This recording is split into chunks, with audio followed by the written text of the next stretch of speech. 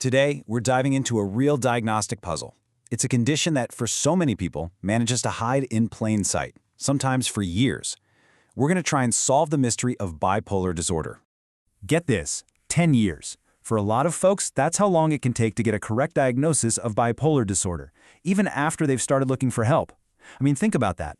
A full decade of confusion and treatments that might not even be working. So what is going on here? Why is it so hard to pin down? Well, that's the big question, right? Think of this as a kind of detective story. We're going to follow the clues and uncover why this condition is one of the great imposters in mental health. Okay, so to crack any case, you've got to start with the basic evidence. And for bipolar disorder, that means really understanding the two extreme mood episodes that actually define the condition. These are our core clues.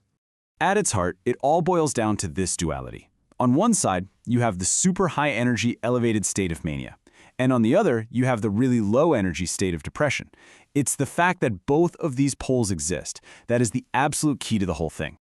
Now, a manic episode isn't just about feeling really good or happy. It's a very distinct period, lasting at least a week of an abnormally high mood and energy level. We're talking feeling invincible, barely needing any sleep, having thoughts that race a mile a minute, and maybe even getting involved in high-risk stuff. It's a serious state that really gets in the way of a person's life.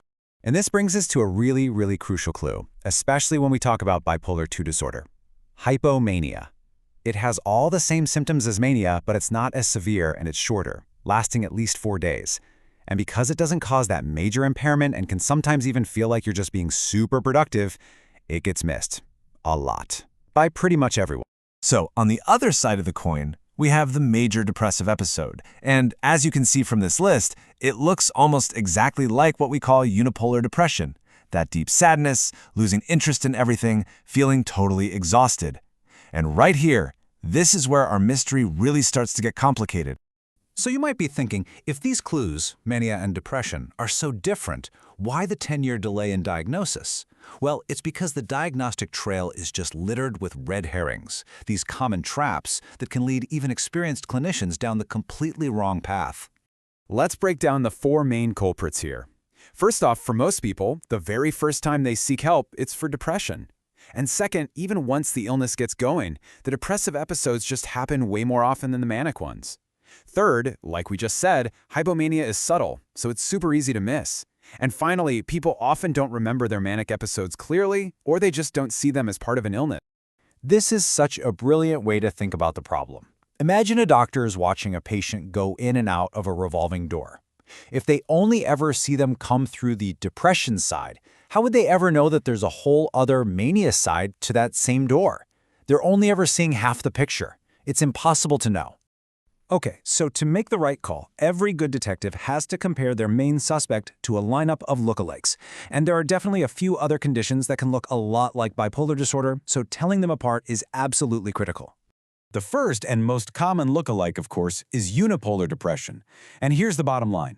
The single thing that separates them is a history of at least one manic or hypomanic episode in a person's life. That's it. Without that piece of information, all the doctor sees is the depression. Next up, ADHD. Now, both can involve things like being easily distracted and having high energy, but the dead giveaway is the pattern.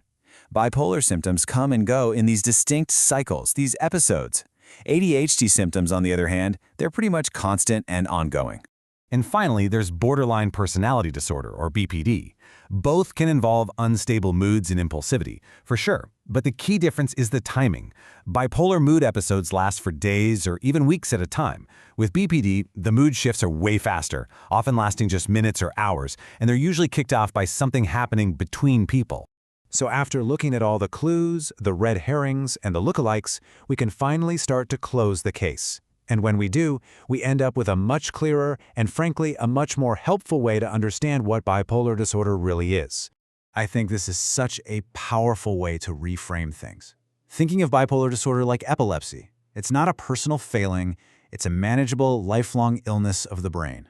Someone can be totally well when their condition is stabilized, but the underlying risk of another episode, kind of like a seizure, is always there if they stop their treatment.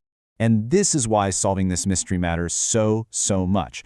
This isn't just some interesting thought exercise. Getting the diagnosis wrong can lead to treatments, like certain antidepressants, that don't just not work for bipolar disorder, they can actually make things worse. Getting it right is everything.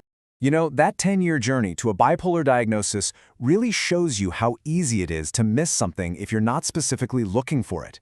And it really makes you wonder, what other complex conditions are out there right now, hiding in plain sight, just waiting for all of us to start asking the right questions?